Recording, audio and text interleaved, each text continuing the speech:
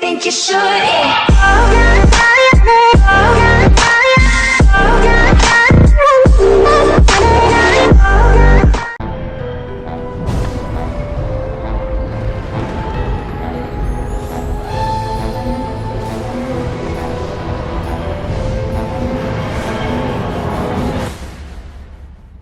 Welcome to this week's episode of Whoscussion.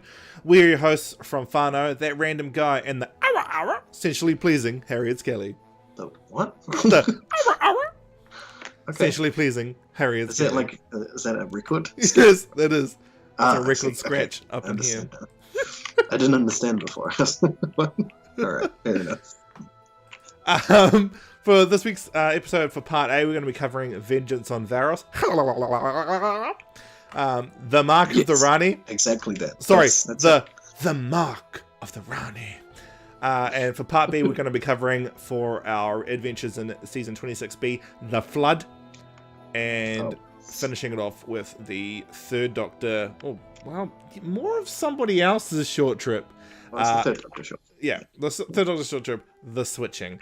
So for this week, I'm going to cover Vengeance on Varos. Okay. So, Vengeance on Varos is it's a hell of a story. It's presented using a Greek form of storytelling from ancient Greece, using what they called a chorus, which wasn't a whole bunch of people singing, but it was generally two characters that would comment on the goings-on. Shakespeare adopted this for his fall in, I believe, The Tempest. Mm-hmm. And so it is a storytelling mechanism that's brought up every now and then when people are like, how do I tell the story? Greek chorus. So these two people are commenting on all things to do with their basically their society. So they live on the planet Varos. What's that, the epotamus? The epotamus? Epotamus? It is, right? That's when the name of the thingamabob, the title of something is referenced in the thing. I think that's what. I can't remember. I think it's somebody's going to fix. Didn't take any sort of theory like that. So. Actually, now I want to Google that. Fair Just enough. Yes, it is. Please Eponymous. call them. They're commenting on their political. Their entire society is basically very heavily politically based. Oh. The peoples are extremely poor, and they trade with the only resource they've got, basically, that people want to buy, with a series called the Mentors. A race called the Mentors. Syl, who's just like, the best enemy I have. The best just alien. I love him so much. It's perfect. Nabil Shaban, the actor who played Syl, he loves this character. And he really does. He was over the moon when Big Finish were like, do you want to come back and play Syl? And he was like, yes, I want to come back and play Syl. So he jumped right on board for that, and he sells this creature. I love, like, sort of he's like an evil Master Roshi, basically. He's like, that's the only way I can think to describe him. He's an evil Master Roshi. I guess. Because he's lecherous as well. So it's like, yeah, it's interesting. So he's the Crane Hermit. There we go. He's the Crane Hermit. So the people are thinking of ways to make more money because Syl's species, the Mentor, they are buying this mineral called Zyton 7 off the Varassians for basically peanuts. Yes. So they're like, man, how do we make more money? Because their planet is very arid. They can't really grow anything, so they rely heavily on import, as they don't have anything to export except for this Zyton 7 ore. Their political leader is trying to get Syl to buy it for an increased margin. Yep. He's not keen for that, so he goes to put it towards a vote, and the people vote on just keeping the same price because they're worried Syl will take his business elsewhere. Little do they know that Zyton 7 is on very, very few planets, so Syl kind of needs it. In fact, at this point, it's only been found on their planet. Yeah. So, it appears that Syl's been keeping that on the DL. So, the political leader has done something that it doesn't appear that he wants to do, to be honest. He's decided to start selling snuff films. And so what they're selling is they're selling executions to the international trade. And there are some aliens that I could imagine wanting that. I could imagine the Sontarans getting on board, eh? Hey man, you want to watch some kills? Yeah, I don't think that they would actually get on board with that at all. You reckon? Because the Sontarans would prefer to kill them themselves, eh? Yeah, but they prefer, So maybe the Ogrons? It kind of reminds me of a race of people from Voyager that want the holographic technology. They want the holodeck basically, so that they can practice their kills. Right. Holodeck. It's more like that. It fills the whole like Thunderdome feeling, and that's the worst thing about it as well is they call it the Torture Dome. Oh wow, that's really on the nose. So I was just like, wow, this is on a whole nother level of getting close to Mad Max. Like no other show gets as close to Mad Max as Doctor Who does, apparently. So the leader is voted against, and every time that his bills don't get passed, he gets his particles attacked by this ray. So it degrades him quite a lot. And during all of this, the doctor's TARDIS stops working, and he's like, "Well, there's one thing that I could do to go ahead and sort this out is I'd need this ore, but because I can't actually move the TARDIS, we can't." So he goes and sits down and he decides to just give in. And it's so the Sixth Doctor. And like Perry's like, "Can you try something?" And he's like, No, I can't. And she's like, "Oh, we're doomed." And she's like, and he's like, "Well, it's all right for you, Perry. You only get one life, but I'm going to die, then regenerate. I'll be around for centuries." And it's so great. Doctor is such a bastard. It really is. Like the Sixth Doctor is just like, he's so melancholy. And the Perry's like, "Come on, Doctor, there has to be something you can do." And he's like, "Oh, fine." And then he in 10 seconds figures out what they could do. And I'm like, you were legitimately gonna just let Perry die for something you could work out in 10 seconds. You're perfect. Thank you. Well, it's not so much that in that. Yeah, it's not exactly like that. It's basically like he gave in immediately, and then and instead of actually working through the problem, and then once Perry hands him the old the TARDIS manual, the TARDIS manual, which is way too small for being an actual TARDIS manual. Yeah. But anyway, it's bigger on the inside. But apparently it was larger, and the Doctor destroyed some of it. Exactly. There's so many things about the TARDIS manual. It's great. But anyway, once she finally pulls that out, then the TARDIS console starts moving. He's just like, "Oh, it's probably just this." And then he goes, "Wait a minute, that means this." It's pretty great. She's like, "Thanks, Doctor. That's great." So they end up coming to Varos, and the Doctor's like, "Oh well, we should be welcome with open arms, unless." And she's like, "What?" And says that he's like, "Well, unless we're during a period where they weren't doing so great." And she's like, "Please tell me that's not the time period we're in." He's like, "Well, you say that." It's like before. It's like either before or after their mining operations have started. So he's just like, "Yeah." Either way, we're kind of lucky. we might not make it tonight through the night there, Perry. So they help a political prisoner escape execution. The Doctor legitimately de-atomizes this guy. Oh yeah, that's pretty great. And so he helps the political prisoners.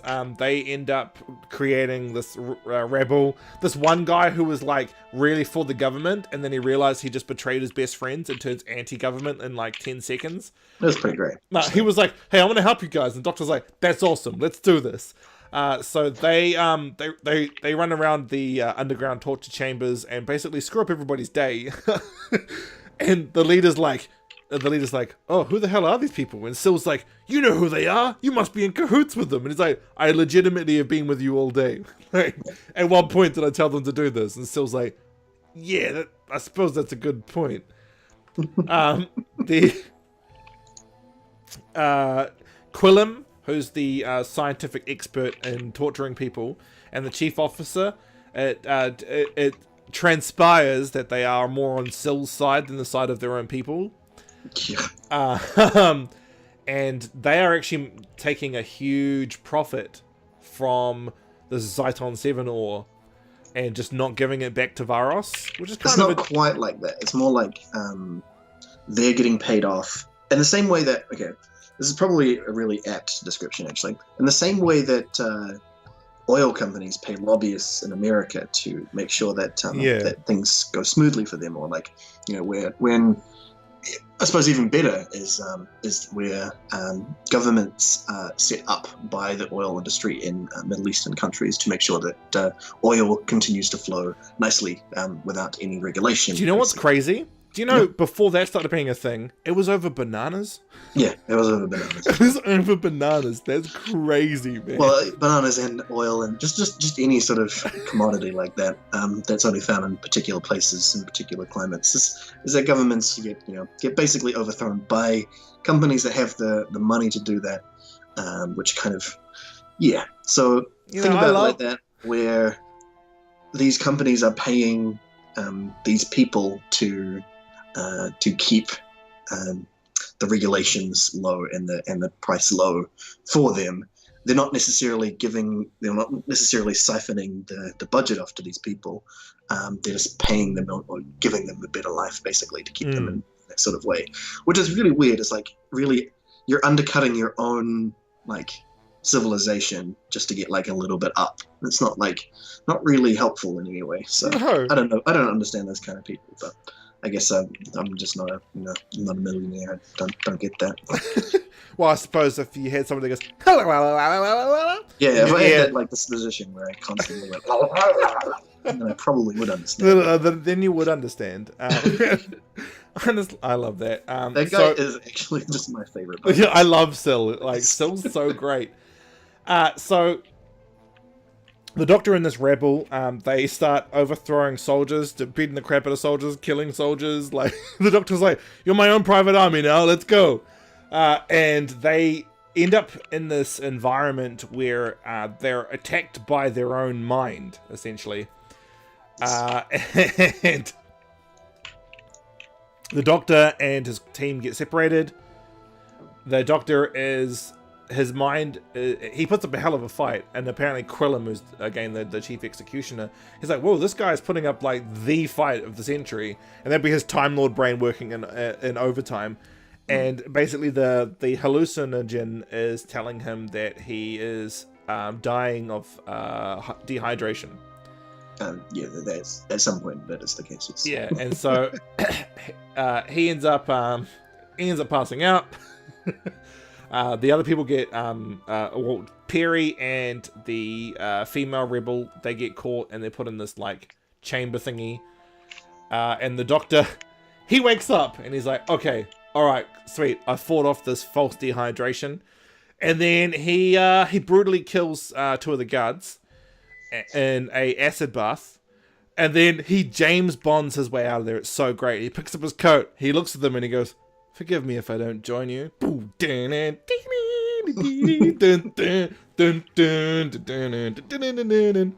then he leaves. Just exactly the James. Just watch it. You'll hear the Bond. You'll hear the Bond thing. That's where it came from. It reverberated back in time and gave it to Sean Connery in the 60s.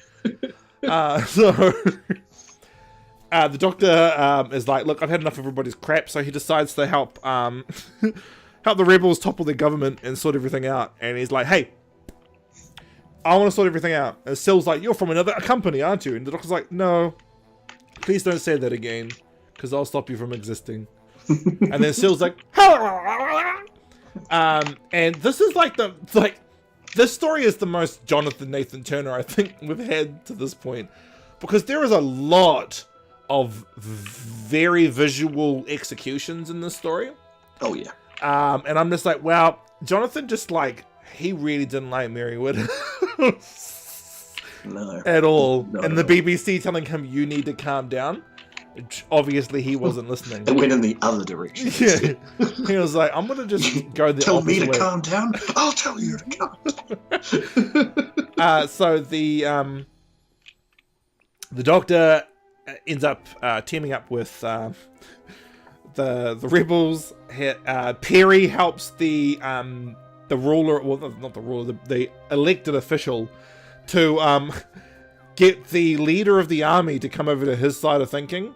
And the leader of the army is like, hey, do you know in about 30 years I'm gonna be in Game of Thrones? And then they they go around. Yeah, that's basically it. But Because he's somehow- Alistair Thorne from Game of Thrones. When I saw him, I was guessing like, oh my I'm guessing god. what happens is somewhere in the future, he ends up having a bad reaction to some time distortion, and ends up going back in time to when Game of Thrones is. Yeah, done. That's what it He ends up in the world of Westeros. So Essos. That's the planet, right? Essos. Essos is the other half of the planet. I thought the planet was called Essos. No, right. No, that's Final Fantasy It's 15. Westeros because it's west of Essos. Yeah, Yes. yeah, that's what the Andals called it. So or was it the First Men? No, the Andals. The Andals called it that. So the two parties, the Perry party and the Doctor party, they end up meeting up. And, the chief officer, he's like, hey, we're gonna come in there and kill you. And the Doctor's like, hey, come in here and kill me. I really want you to do that. Yeah. And they all walk in and get killed by these highly toxic plant tentacles. That is true. And the Doctor's like, man, I never would, guys. Man, I never would. I never would. I never would. I don't like guns, even though I killed all of the Cybermen with guns in the last story. Let's go. And the Doctor's like, hey, Syl. And Syl's like, what? He's like, you need to sell it for what it's actually worth, the market value. And then he's like, oh. It's like, yeah, no, but if you don't, I'm going to come back and destroy your entire business. All right, okay, bye. I'm gonna destroy every single thing you love. Yeah, I will burn everything. In the future, I'm going to put a little girl in a mirror. Just think about that. Just think about that. Man, I never would. Literally put a little girl in the mirror in the same life. So... It's gonna live out eternally. And so the Doctor and Perry are like, well, sorry, I'm glad we saved this government. Bye. And then that's the end of Vengeance on Varos. Yeah. Harriet Skelly, your thoughts on Vengeance on Varos? It was a wild ride. It really was. There's just no other way to put it, really. That's just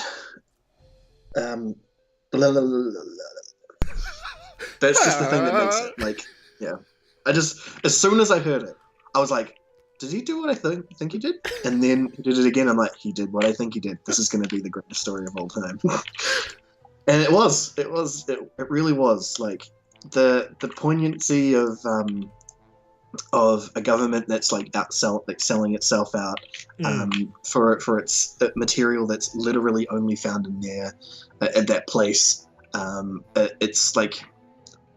It's got this that Shakespearean two people talking commentary on it as well. The Greek chorus. It was legitimately a sort of a warning episode. Basically, they were just like, "This is what's happening in the world, guys.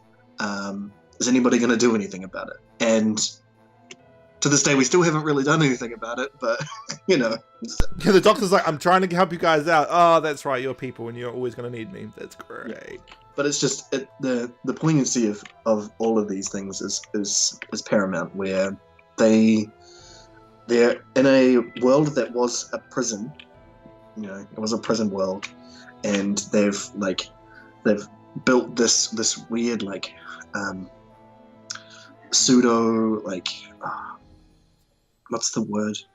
There's there's a type of government that this is based off of, like where it's not like a presidency or republican thing. It's like full all the time. A totalitarian. No, because it's around all the time. What's the word? Oh man, I'm not. Fascism? No. So there's always because they're constantly doing the referendums. That's the word I was looking for. Referendums. Referendums. So yes. the constant referendum around the actions of the government and how they handle that sort of stuff. So, but then to an even further extent where the lead government guy, if he doesn't constantly give them what they want, then they'll just kill him. Which is it is very Roman as well at the same time, where like where if the Senate didn't provide properly the what the people wanted, and they just revolted and just killed them all. Like that's just a thing that happened back then. But there's so many underlying themes to the story that someone who's done a lot more movie theory than I have will probably be able to extrapolate it better than I could. And probably after a lot of watches, but there's a lot of good content in this, and it's just another one of those classic Who stories that's just fantastic, basically. Yeah, and it is probably one of the greatest sci-fi episodes I've ever seen. But yeah, especially that. There's just nothing that can compete with that. So yeah, those are my thoughts on. I echo that. There is a lot to break down in the story, and especially looking at the two Greek chorus characters, because they never meet the main cast, which is, again, that's the rules of the Greek chorus. They never interact with the main cast. And I love that they're sort of like the devil angel aspect from like 30s cartoons. But they do seem to sort of flip-flop. Like at some points, the ideals of them they shift throughout it. But the fella is, I'd say he's, from my point of view at least, I'd say he's sort of in the wrong most of the time. Yes. And an interesting point with the woman in the of the Greek chorus, she actually plays Clara Oswald's grandmother. Oh wow. How about that? So when I saw her, I was like, hey, is that Clara Oswald's? Oh my god, it is actually Clara Oswald's grandmother. So it's quite cool that like she comes back in the Impossible Girls arc. She's like, hey, I was a really integral part of this really cool story featuring the Sixth Doctor. Hey, I'm an Impossible Girl too. In fact, I'm better. Move out of the way. I'm the new companion. So I think there's a lot of things about how television sort of controls the view of the people as well. Yeah, I mean, there wasn't so much of that in there, honestly, like, because that's played out in a particular way when it's the television that's controlling the people, what they show, because these, it seemed like these people were able to see things that even, like, the people in power weren't watching. Like she managed to see that the Doctor started moving again once he'd supposedly died. Yeah, because they could choose which camera they were watching. Yeah, before they even noticed. So I feel like it wasn't so much that, it was more like the people had complete view and complete control over it. That it did give it like that sort of like angel demon sort of feel to it, where they were the ones deciding the fates of the person, the governor, and they could see all the things as well. So it presented a very interesting dynamic.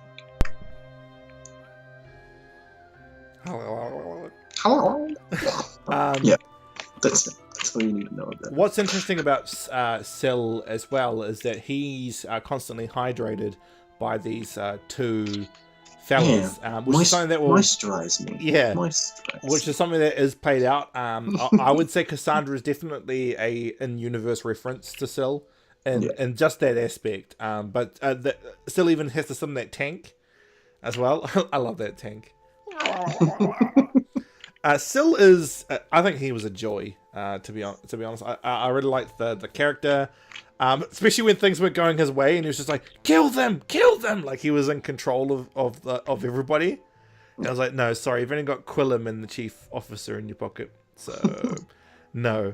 Again, the build to Shaban's performance of Syl is phenomenal. I'm so glad he got to come back. And I really hope it was against the Sixth Doctor in Big Finish. That'd be so good. It's you! And again, there's some scenes where he's like so lecherous. It's like, I was like physically uncomfortable. The way he was like looking at Perry. He's like, exactly. He played it so well. Like there's no substitute for that kind of acting. It was on point, and yeah, there's many a times where you're just like, oh, you repulse me in so many ways, but I love it. and I just love that he was so alien, you know. That's something I know I bring this up a lot. I'm sorry that you've become the dead horse now, New Who, but so much of it is just like, I'm just seeing a person with face paint in New Who, and I don't feel that was still, even though you can tell he's just, you know, he's a dude in a suit, but it's just like he's playing it like an alien. He is playing a lot more alien. Yeah, and they even like mention the reason why he makes that like noise is because something's wrong with his translator. Well. Yeah, that's why. Because Perry's like, why does he make that noise? And the leader, what's his name? I can't remember. The leader guy was just like, there's something wrong with his translator, and like, he's like, please don't tell him. It's my only pleasure. It's like, wow, that is actually great. Yeah, it's just so much that when he hears it go, it's just hilarious. Like, it's so good. It's like, but when Perry hears it and she's just like, she wants to hurl, she's like, just like the rest of us. With that out of the way, guys, though, we're going to move into the next story, The Mark of the Rani. Harry, can you take us away? So, The Mark of the Rani takes place shortly after. Shortly after Vengeance and Varys. They get themselves off, and so this is quite an interesting story. It's obviously the first time we see the Rani, which is another one of those things that Doctor Who does, and that kind of gets you, as they're putting the enemy name in the title. Right? I mean, obviously, at this point, you wouldn't have known who the Rani was, unless she was, gone back in time, obviously. So it's not as bad when you think about it like that, but at the same time, it's like, that really ruins it for everybody else. Just because anybody who knows what is what, you're just like, oh, okay, this is just going to be about the Rani. All right, fair enough. I mean, I guess at least it wasn't the Mark of the Rani and the Master. I mean, that could have. Anyway, so it starts off shortly after leaving Varos. Again, the Doctor is messing with the TARDIS because he just constantly does that. I guess that's something left over from 3. And they're deciding that they're going to go travel back on Earth a little bit. And Perry's kind of on board with the idea, surprisingly enough. But they get pulled a little bit off course as to where they're going, and they end up in, I guess, just sort of like a coal plant sort of deal. Basically, it's a bit of a mess that they land, and Perry's not too happy about that because she's in a nice dress. Yeah, it was one of the coal mining areas of England. Exactly. Killingworth. Yes. The Doctor immediately picks up on the fact that he was pulled off course here, and they go off to investigate. We are met up with some people that are apparently known as Luddites, which I guess is just a derogatory term for people who don't like technology, I guess. It was a term used in the 1820s, but I can't remember what it was for. But I think you are right. It was for people. I think I think it was actually people who were adverse to progress. Yeah, which seems fair considering a lot at the time. This is the starting of the Industrial Revolution. It means, well, not necessarily industrial. It was just machinery were taking over. Yeah, because the Industrial Revolution's the 1850s onwards, so it's just getting the ball rolling. Yeah. So I guess it is. Yeah. So it's when where people are not too happy about machines taking over their jobs. The beginning of Skynet, basically, as they saw it, where they obviously going around destroying machinery, making sure that that they can keep their jobs, sort of deal. But this sort of stuff is a little bit different, where the Doctor notices that that these people seem to have completely changed their entire personalities, and that's stated as by the person that they help out, who is getting attacked. So the Doctor puts. Oh, I ain't seen him act like that before. I ain't seen him do that before. Yeah, there's a lot of fantastic accents in this one. I'm not sure how they managed to get because it's really weird that most of the other times when they go back in time to old period England, they didn't get this, but for some reason, just in Killingworth, everyone has to speak Cockney. I don't understand. Well, the dialect was apparently actually of the area, and a lot of the actors actually had to learn the way that they enunciated, because they say a lot of the words that they used was actually fully colloquialisms that have died. They don't even exist anymore. So that's why a lot of the sentences I actually had to go back and rewatch, because I was like, what the hell did that guy say? And I could hear the sounds he was making, but I was like, what are those words? Yeah, I had to do a lot of inferring when it comes to a lot of the things that were said in there, but you get the gist of it because it's just a television show, which I guess is how they get away with a lot of it. But yeah, there's a lot to this as well, and that sort of deal. Not necessarily in themes, but with the characters going around, and just the attention to detail they paid. Then, if that is the case, with having the accents, and mentioning a lot of science people at the time, like Faraday and all that sort of stuff. The Doctor picks up that that these Luddites that they meet up originally are a little bit different. They seem like they're crazed in some way, and he goes off and basically tries to figure this out. Eventually, getting sidetracked because he suddenly knows that that there's a bunch of geniuses showing up for a little meeting of the minds going on, and the Doctor's interested, so he gets a bit sidetracked on that. But luckily enough, that's kind of where the Master's heading, as of course the Master's got to be there. Just the Master, who tries to get him killed a couple of times. The Master.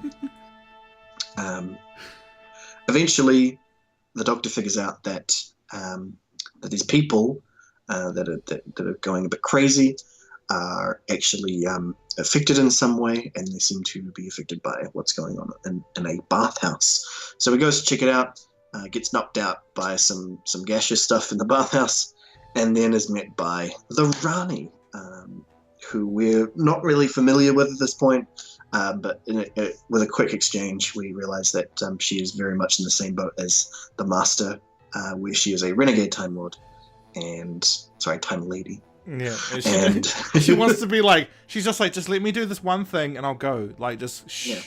Because she's not a total douche, basically. Yeah. Unlike the Master, where she's not out to take over the world or anything. She doesn't want to crazily just murder everybody. She just has reckless. She's just got reckless abandon when it comes to human beings, basically. She doesn't give a crap about any of them, and her main goal here is to suck the chemical out from the brain of humans that gives us the ability to sleep. And apparently, for some reason or another, humans are the only people that she can get this from, which doesn't really make sense. I mean, no, she could get it from other people. She chose this era though because she chose this era because it was a point in history where she could tap into it. So she says that she went to. She does point out the that fall of Rome, or was it the she fall points of out. Pompeii? She points out that there's a bunch of other places for humanity that she can get it from, but she's done this before. Is the point? She constantly goes back to comes back to human times and does human thing, and does this when humans are weak, basically. Yeah. And she can pull this stuff off. But the thing is that realistically, the kind of chemicals that she's talking about that humans produce, realistically, there's nothing really that special about anything that we create. Yeah, she could go. She could probably go to another race, but she's like, Yeah. they suck technologically, so I'm gonna go to these guys. I mean, even then, realistically, when you think about it, it would have been much easier for her to synthesize this material than just harvesting it from humans. Yeah, I think that's what she was doing this time around, though, right? She was trying to find a way to because she needs the reason she keeps stealing it is because she actually rules a planet, and the people on her planet are like not that great with the whole evolving thing. Yeah, she's like chemically, she's altered them, and in doing so has made it so that they can't sleep. Yeah. So yeah, she's kind of messed up a little bit there, but it's also like she could have more easily have set up a way to synthesize this material in a much quicker rate, because humans only ever create this stuff to sleep, so we wouldn't really need to create a lot of it ever. So why bother, really? But she's just that kind of crazy. Basically, she sees an easy way to do it and she does it. It's not necessarily about like that sort of stuff. But then once the master shows up, the master's like, hey. If we take over this planet, you can just get it all the time. You don't have to you don't have to worry about it. Basically, he fixes up where she's kind of going wrong there. She's like, yeah, I still don't really trust you though. And he's just like, well, I've got your sleeping mixture in a vial now, so you're kind of stuck with it. Which is basically the gist of it here, is that the Rani just really does not want to deal with the Doctor and the Master because she knows that they're going to mess it up. And I love how she's like, I don't care about your stuff. Go away. Yeah, that's great. So the Doctor gets captured by the Rani due to his toiling, and she basically gets ready to kill him. She leaves him behind, straps him down, tells her guards that he's to die under any circumstance, basically. Well, not him, it's the other guy she threatens to kill because she knows that the Doctor is kind of that kind of way.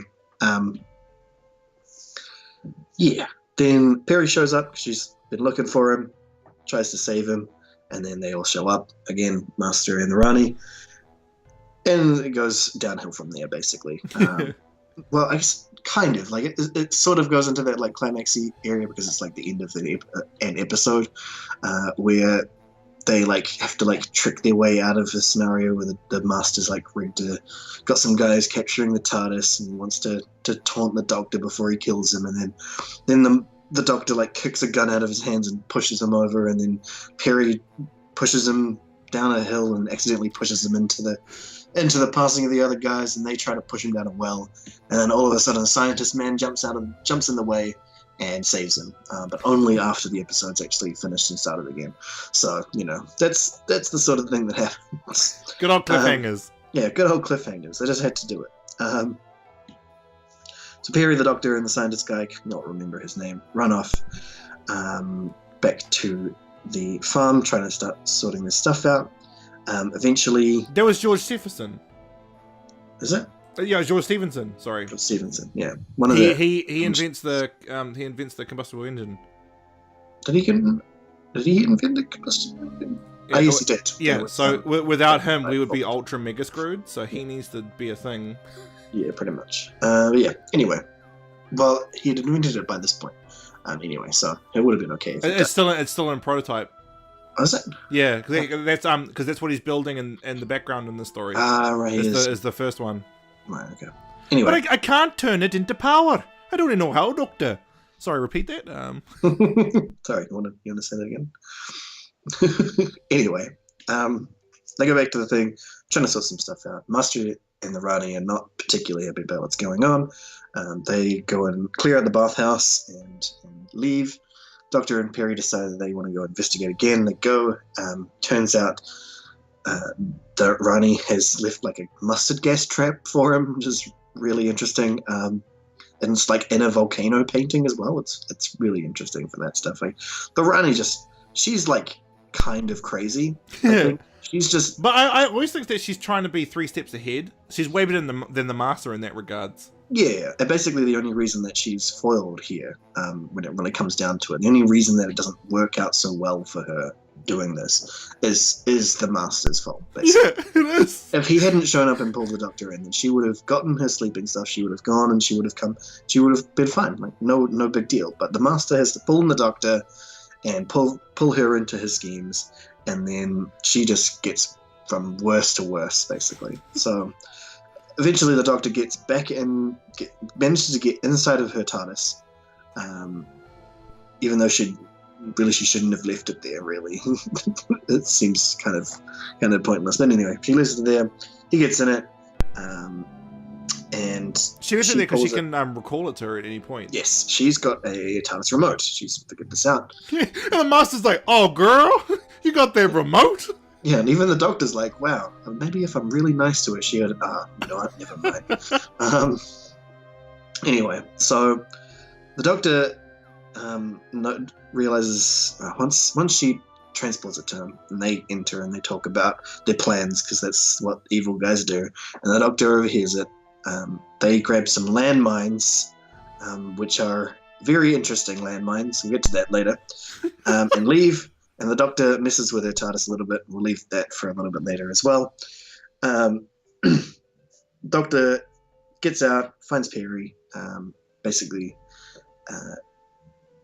Well, he doesn't find Perry. He goes back. They have a whole bunch of dialogue about stuff where Luke, who was like a protege of some description. Yeah.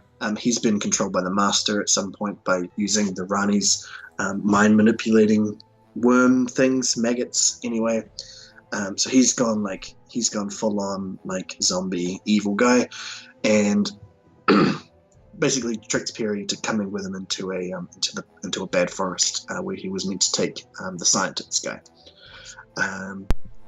Eventually, we find out what the mines do when he accidentally steps on one and becomes a tree.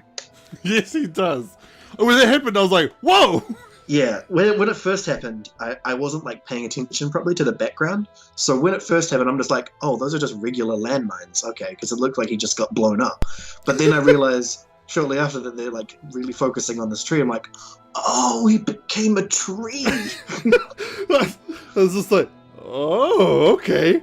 Yeah, it's pretty intense. But anyway, so the Doctor, because he'd overheard their plans, basically skipped out on this landmine area and captures the Master and the Rani using the Master's tool, and talks the Rani into saving Perry from becoming a tree. And then eventually they managed to rustle the Rani and the Master. Well, kind of. He gives the deatomizer to Perry, and Perry's basically like, yeah, I won't hesitate to actually kill these guys, so good on you, Doctor. Perry's just becoming the Doctor as well. It's pretty great. Well, yeah, because I feel like he's grooming her, man. Like in Attack of the Cyberman, when he like weaponizes Perry straight away. Yeah. And he's like, don't hesitate to kill him, Perry. And she's like, oh, I don't really want to, Doctor. Yeah, and just right now she's like, yeah, I won't hesitate to kill the Master. Like, I absolutely won't.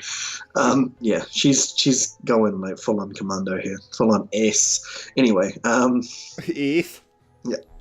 So the Doctor has to separate because he wants to save the Luddites from getting turned into trees. It kind of goes well for him, I guess, a little bit. Like only 2 of them get turned into trees, and it's the ones that are carrying him in like a spit roast sort of way. It's really quite an interesting scene, really. Getting carried like that, and then they turn into trees, and he's like in like a hammock scenario.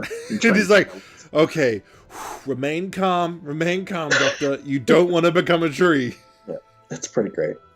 But anyway, of course, Perry is not capable of really watching the Rani and the Master because they're full of tricks, and she gets herself overpowered, and Master and the Rani get back into the Rani's TARDIS and try to get away.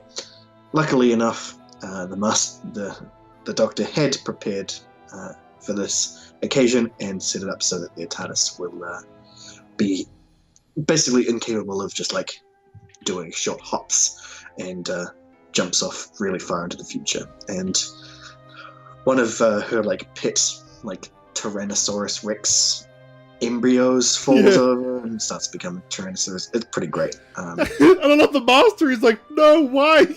Yeah. And look at his face. He's like, He's like, why did please. I do this?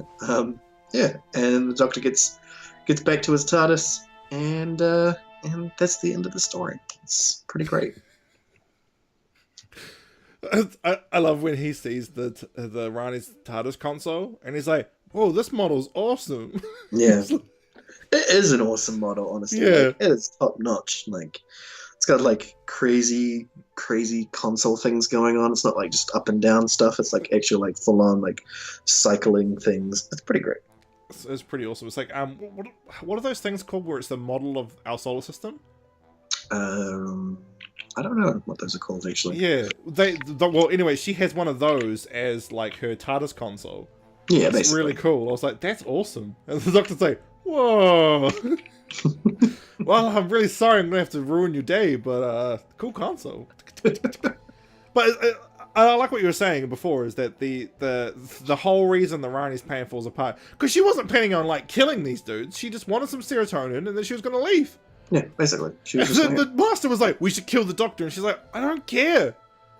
Yeah. I honestly don't care. Like, Like, I don't look, want to kill the Master. I don't want to do anything. I just want to get this shit and get out of here. Yeah, and I Stop just want this. to leave. He's like, no, we should kill the Doctor. And then he takes her stuff, and she's like, oh my god, it's just like school. Like, the way they were acting, Yeah, like, it she's was like they were all schoolmates, man. Like, even the Doctor, the way their whole interaction was like, they hated some of the time at school together, but they also loved it. And the stuff that was annoying when they were in school is even more annoying now that they've graduated. Like, That's exactly it. and the Rani's like, why can't you guys just leave me alone? Like, I've been dealing with this shit for the longest time. I am so done. She's Please, like, I roll my both own of planet you, now. You've both ruined my entire life. I wouldn't be exiled if it wasn't for you two. And I like how the Doctor's like, you know, if you hadn't have left Gallifrey, you'd have a pretty kosher life. And she's like, yeah, but I rule a planet now, so whatevs. Like, Oh, man, that's so good. It's pretty good. like, she goes, I don't make mistakes. And the Doctor's like, well, if that were true, you'd still live on Gallifrey. He should have put on Horatio's glasses at that one point right there. Like, but it's just like, it's so good. Like, that scene where the Master takes her little experiment thing, and she's like, give it back. He's like, nah. And she's like, oh my god, this is so why I left Gallifrey. Like, Yeah. you guys are so annoying. And then you left Gallifrey too. Why? Pretty great. Then when the Rani's like, well, you're gonna have to watch out for the Master, and he goes, oh, well, I don't have to worry about him anymore. I burnt him to a crisp last time I saw him, and he's like gloating. And she's like, well, you better wipe that smirk off your face because he's very much alive. And the Doctor's like, oh, like, she's like, he's been ruining my day all day. Yeah, can you take him, please? Just grab him and go. Just, you guys, and like later on when they're like having an argument, she's like, guys, I don't want to be a part of your crap. I just want to grab my stuff and leave. And the Doctor and the Master are like, nah, you need to be involved. And I'm just like, she was totally their older sister archetype in school. Like, she would have been the one staying in, doing the studying, while they want to go get pissed at the Shibogan village, pissing off Barusa. And like, Barusa would be like, hey, Usha, where are the other two? And she's like, guess. And she's like, oh my god. And like, she would have been the goody two-shoes and the dicker man so bad. And I can imagine, like, the monk was like the loser in the group that looked up to her. Like, Absolutely. he was like, you're so cool. Hey, you want to be study partners? And she's like, dude, leave me alone. And come on, man, I'm cool too. Yeah. Just the dicker. The dicker. Yeah, that would have been so great. This story made me just want to like I just want to just go and hang out with them at the academy and just lol, like, because like especially when like she texts his hearts and she goes, oh, it's the Doctor, and she's like looking at him like, oh no. Exactly. Like, why did it have to be you? Like, It's perfect. There's just no other, like, yeah.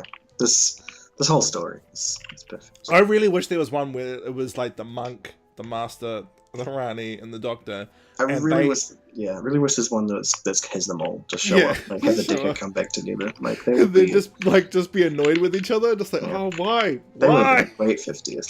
That would have been, oh, wow, yeah, that would have been a great 50th. With the Decker are the ones that saved Gallifrey. Yeah, The Renegades coming back together to save Gallifrey would have been awesome. that would have actually been way better. That's so cool. Oh, I would have loved that.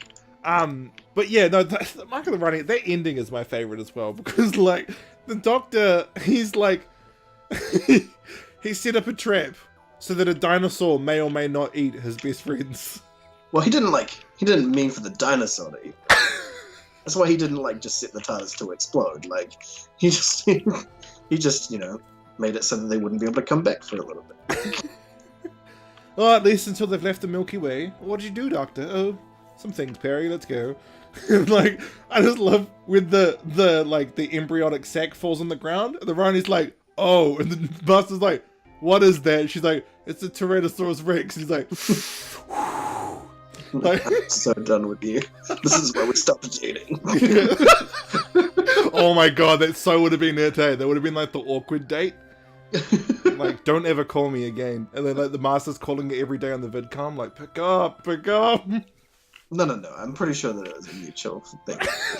Like, they were both just like, we are actually terrible people for each other. Let's not hold this. The monk's calling the Master. Hey man, did you go out with Rani last night? Oh my god, go away from me. No man, come on. That's not cool. Like, the monk so would have been the awkward pubescent one, so he so would have been. Yeah. That's why he turned religious. Like. Anyway, guys, that's us for part A. We'll catch you on part B.